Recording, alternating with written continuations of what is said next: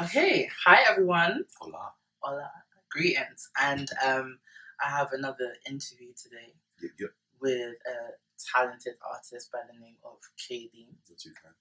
So yeah, I hope you guys enjoy the interview. It's just gonna be laid back, chilled. I have a series of questions that I'm gonna ask you. Just you ready? See. Okay, so why music? How did you get into music? And why is music the form of art through which you choose to express yourself? I haven't been asked that in so long, believe it or not. Why music? Music was never my original dream. It actually only came to me when I moved to America with my mom. At the age of 11, she studied music.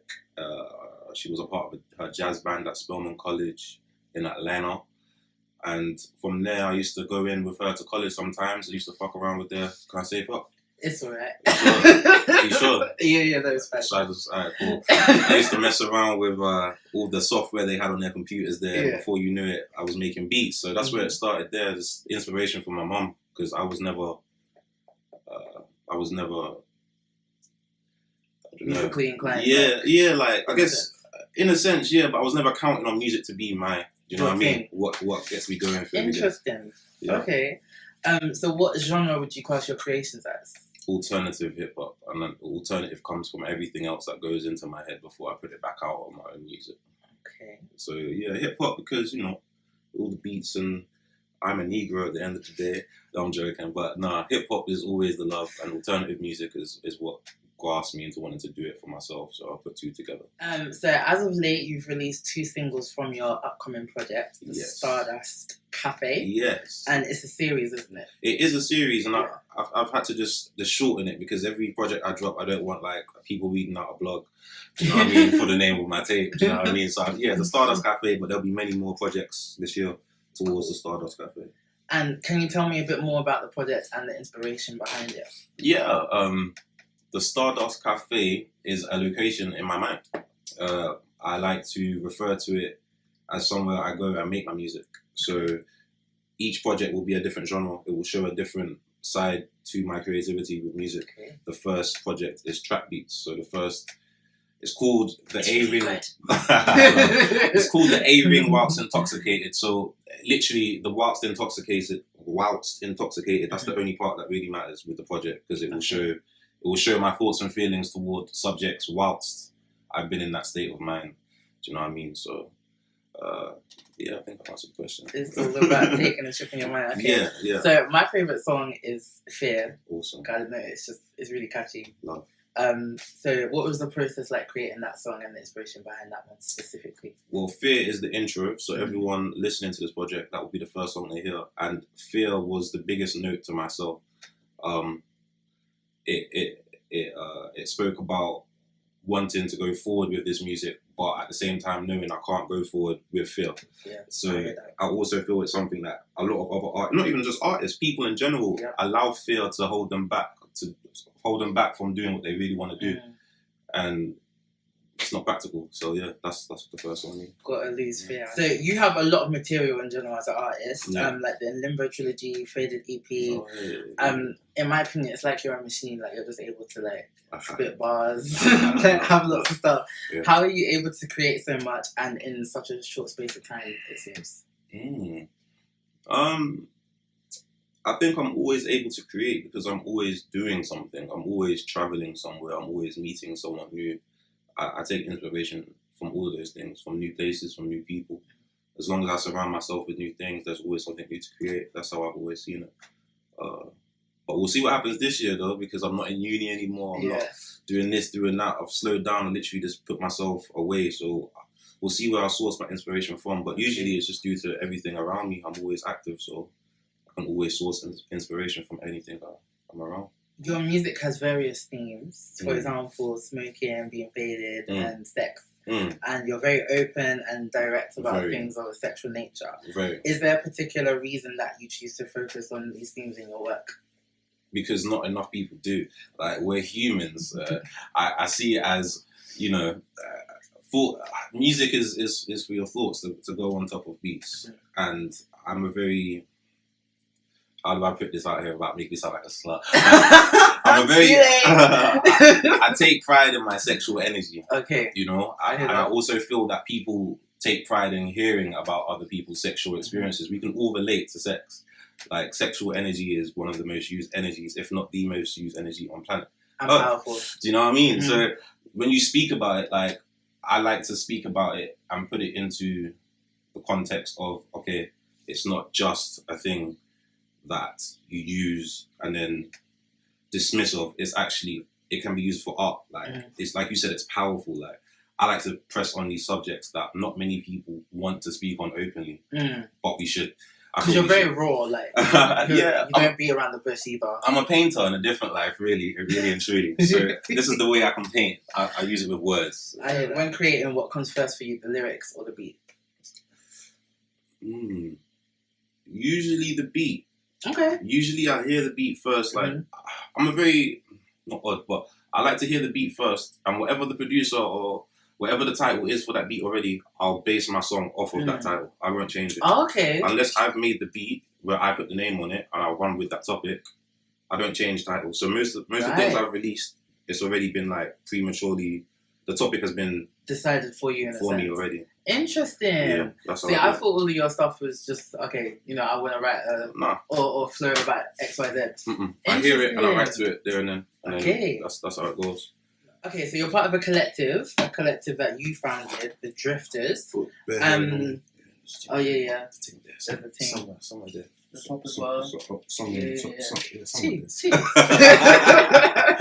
the collective. So what are you guys about, and why did you decide to start a collective? I started a collective to bring together like-minded artists to promote change. Everyone on the collective, like myself, is not traditional, and I want the collective to be the stage in which we all can project our thoughts and our non-traditionalness onto, basically. I've always wanted a record label. This will be a record label in time. It's a collective for now. Collective of artists that I trust and I love. So it will be a music label for other artists to do the same. It will be a stage for people, a platform for people to do the same in the future. That's what the Drifters music stands for. Okay. Yeah. Can you tell me briefly about each of the members that you have? Of course. At the moment, there are 3 other members. So we have a guy called Aaron. I was going to say his other artist name, but no, it's just Aaron at the moment, AXRON. And he would be one of my best friends that has helped me stay motivated with this music. There's been times where I just wanted to pack up everything, and he's like, nah, you know what you need to do. And he would make more of the lo-fi trap stuff, like. What's lo-fi trap? Sorry, I'm not. I say lo-fi is what you can listen to before you go to sleep. Okay. Lo-fi is the music that doesn't have too much on it. Simple. Yeah. It's not turn up. Not turn up. It's the chill stuff. But I say trap because you have the 808s and you have the hi-hats and you have the catchy choruses and you know what I mean, stuff like that. So I put the 2 together. I'll call it lo-fi trap. Okay. I have another artist named Sham Shadow. I wanted to make sure I got his proper artist name right as well. He is more the cameraman, but he is an incredible lyricist. He's the storyteller of the group. He is the old school boom bap guy of the group, like those beats, J Dilla, Ninth Wonder type beats. He thrives off those. That old school. Yes. And then the last guy, Nero J, is our turn-up rapper. He's the Ghanaian kid. I really want him to start doing Afro beats. But yeah, he's the Ghanaian kid, man. And he's the source of good vibes. There's never a bad day with Nero. Never. If you're in a bad mood or lacking motivation, he's always there. He always looks happy. Who else? What do you mean? Yeah, he always looks happy. Yeah. Always smiling. Never a bad day. Never a bad day. So yeah, that's us for now. There's just 4 of us at the moment. You kind of touched on it already, but like, what's the ultimate vision for you and the Drifters? So obviously you said you want it to be a record label. Yeah, I want the Drifters collective, Drifters music to be a record label. The ultimate vision for me is something that chops and changes every day these days. Ultimately, I want to be in a position where I can put other people on a platform that can be heard by the world. But to get there, I need to do that for myself. Yeah. So the ultimate vision for me is to be heard by thousands. Yo, I'm not someone that's marked down XYZ by this time, which I need to do. But at the same time, it's not. Go with the flow sometimes. Yeah, sometimes. But it's just the end goals for me are to have a strong fan base and to influence change throughout this music industry. throughout the stories I tell, the morals I'm incorporating onto these songs. It's really just to change it. That is literally my biggest aim, to change, to bring vibes and to bring change. What difficulties do you face being an independent artist? Self-doubt is the first one. Self-doubt. Self-doubt is a killer, yo. Self-doubt is the first one. Another big issue is... My personal big issue was utilizing my time correctly. I could make an EP in 3 days and then spend a week doing nothing towards promoting it. Okay. I've spent 4 years making music, and I could have spent that 4 years spending my music completely differently. Like spending £200-300 here on a holiday when that could have been a package for someone for press release. You know what I mean? The biggest thing though is making sure you have an income. Yeah. Of course, you make good music and you know the right people, and bang, something can happen. Yeah. But for those that doesn't happen to, which is everybody else, you need to have money to do what you're trying to do. When you don't have a big record label sourcing you, you have to do it out of your own pocket. You have to, and whether that's merchandise, getting your own clothes, or doing shows and selling your own tickets to get up, you need to have an income. Whether that's retail, 9 to 5, 5 days a week, you need to make sure you're funding the dream, because it won't fund itself. So that's 3 of the biggest issues for me. What do you love about being an independent artist? That I can do and make whatever the fuck I want. There's a music video I put up a few months ago, and there was a lady named Romy in the collective. And, I had to source it through her first, because it was a news video in essence, and I've always made and done and posted whatever I want whenever I wanted it. But when I started bringing people in, started sourcing it to different people, I had to appreciate that everyone's going to have a different input on what I have to say. So, but being independent, it allows you to do what you want when you want, really. It can be a good and bad thing, because if you haven't got someone onto you with deadlines, then you slack. If you're disciplined, then it helps. But like if I wasn't independent, I'm sure there would have been X, Y, Z things I couldn't have put in that video. Do you know what I mean? That I want to put in videos. Do you know what I mean? So even just having the creative freedom. Yeah. That's it. The biggest thing. Write whatever you want to write, however you want to write it. And you haven't got a boss. Yeah. I think that's everyone's dream, is to be able to be successful without a boss. Do you know what I mean? So someone telling you what you have to do. Exactly. Would you ever consider signing to a label, like before making Drifters? 100%. Thing, you'd consider 100%. 100%. It only hit me last year. Up until last year, I was like, nah, run that. Music labels, man. They just want to teeth your money. Nah, it's not the case, really and truly. Like, obviously, there are pros and cons to signing a contract. Those pros are the only reason I'll do it for. Okay. You know, I understand that on a bigger platform, I'm able to source myself. I'm able to plug myself with that platform. But, you know, you have to be given that platform. Yeah, I hear that. Okay, so moving on to like the vinyl element. Do you have any records, or if you don't, do you have any memories associated with records and vinyl? My mum used to have vinyl, but not a lot. She went swiftly from vinyl to cassette tape to CD. To be honest, the only memories I would have with vinyls are the ones that probably mark the reason I'm making music. It's the old school reggae records. You know, and my grandparents always, from childhood memories, always had a record player.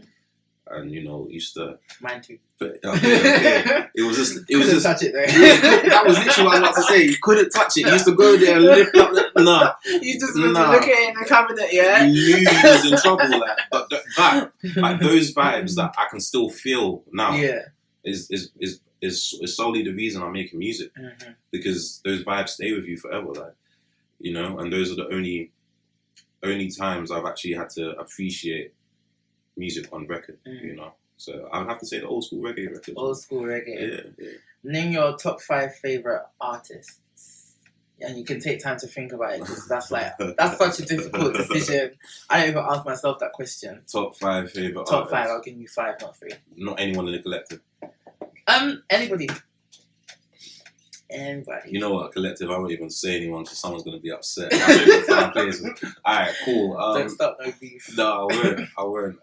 Kendrick Lamar. Kendrick is, I won't say who, it's not in any order. This isn't in any order. The top 5. Coldplay. Coldplay.